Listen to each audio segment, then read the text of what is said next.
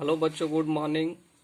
Class 11th subject biology, Astuna Devi Balika inter college Sisotar Ballia. आज की इस क्लास में बच्चों आप लोग को बताएंगे वर्गीकी एवं वर्गीकीय विज्ञान यानी टेक्सोनॉमी। चूँकि हम जानते हैं कि जैव विविधता के अंतर्गत जो है 1.7 से लेकर 1.8 मिलियन जीवों की जातियाँ पाई जाती हैं, खोजी जा चुकी हैं। चूँकि इतनी जातियों को वर्गों में वर्गीकृत करते हैं ताकि उनका अध्ययन हम आसानी से कर सकें। एक वर्ग के अंतर्गत 1 लाख से अधिक भी जातियां हम रख सकते हैं। जिस प्रकार से मान लीजिए कि एक क्लास में यदि 200 बच्चे हैं और 200 बच्चों में यदि हम लोग पूछा जाए कि कौन से बच्चे क्या सब्जेक्ट लिए हैं, बायो वाले हैं या मैथ्स वाले हैं, तो एक एक बच्चों से पूछा जाएगा तो अधिक समय लगेगा और यह काम संभव नहीं है। लेकिन ये कहा जाए कि बायो वाले एक तरफ चले जाएं, मैथ वाले एक तरफ चले जाएं, तो इस प्रकार से बायो वाले बच्चों की पहचान एवं मैथ्स वाले बच्चों की पहचान की जा सकती है। तो वर्गीकरण में हम यही कार्य करते हैं। देखिए यहाँ पर वर्गीकी टेक्सोनॉमी। वर्गीकी का अर्थ है वर्गीकरण में प्रयोग किए जाने वाले सिद्धांतों एवं विधियों का अध्ययन करना, यानी वर्ग की टेक्सोनॉमी कहलाता है। दूसरे शब्दों में जीवों की पहचान, नामकरण एवं वर्गीकरण को वर्गीकी यानी कि टेक्सोनॉमी कहा जाता है। आगे देखेंगे वर्गीकरण विज्ञान, सिस्टेमेटिक्स। इसके अंतर्गत जीवों के प्रकार एवं विविधता का अध्ययन किया जाता है, साथ ही साथ उनके बीच पाए जाने वाले संबंधों का भी अध्ययन किया जाता है। सिस्टेमेटिक्स शब्द लैटिन शब्द है, लैटिन भाषा का शब्द है जो सिस्टेमा से आया है, जिसका अर्थ जीवों की नियमित व्यवस्था से है। सिस्टेमेटिक शब्द का प्रयोग सर्वप्रथम कैरोलस लीनियस ने किया था। इन्होंने अपनी पुस्तक के टाइटल का नाम सिस्टेमा नेचर रखा। तो पूछा जाता है कि सिस्टेमेटिक शब्द का सर्वप्रथम प्रयोग किसने किया, तो क्या बताएंगे? कैरोलान लीनियस।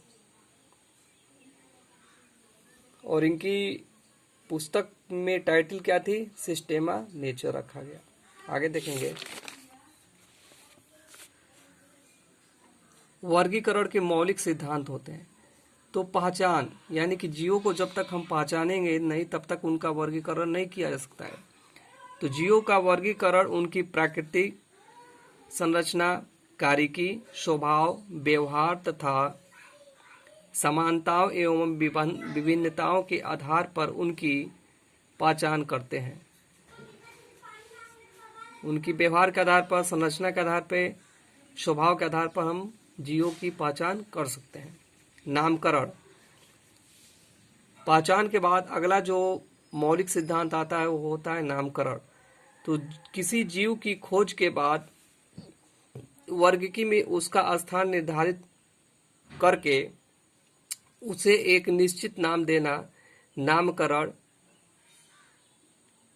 न्यूमेनकल्चर कहलाता है। सर्वप्रथम कैरोलस लीनियस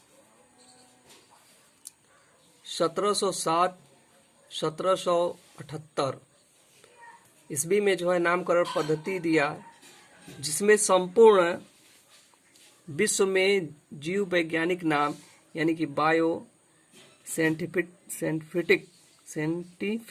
नेम कहा गया।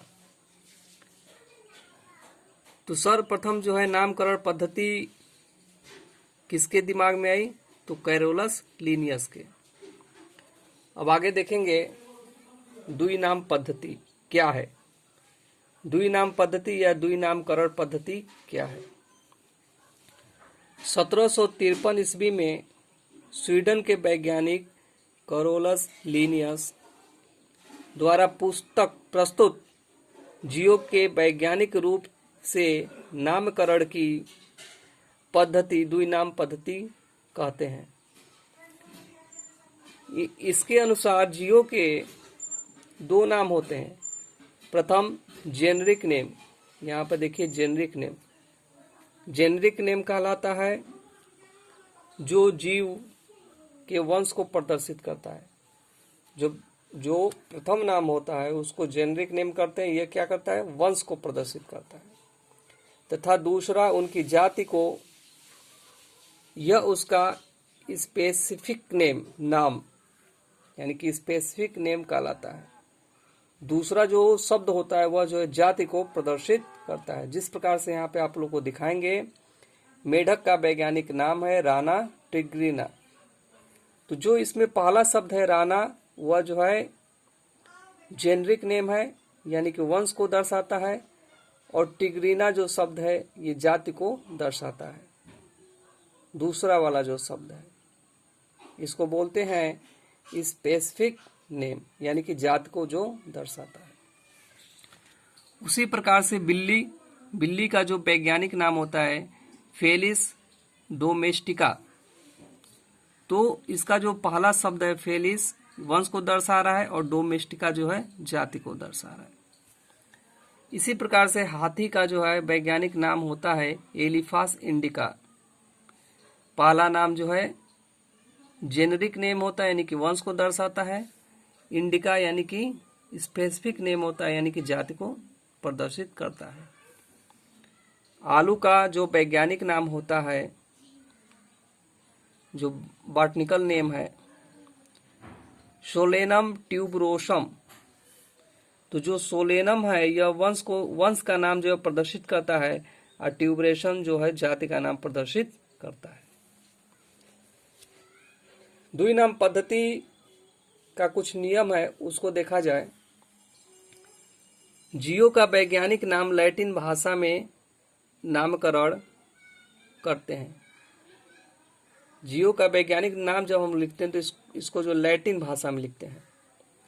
हस्तलिपि में इसके नीचे तिरछित लाइन खींची जाती है, जिस प्रकार से यहाँ पे एक लाइन दर्शाया गया है।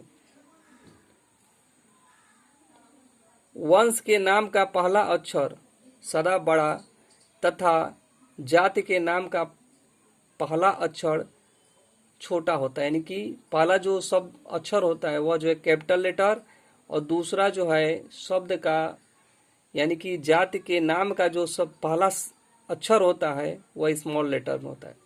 देखिए यहाँ पे बच्चों, इसका जो पहला जो अक्षर है यह जो है कैपिटल लेटर में है और ये जो है स्मॉल लेटर में, यानी कि वंश का जो पहला अक्षर होता है सदैव कैपिटल लेटर में, और जाति का पहला जो अक्षर होता है वो सदैव क्या होता है? स्मॉल लेटर में।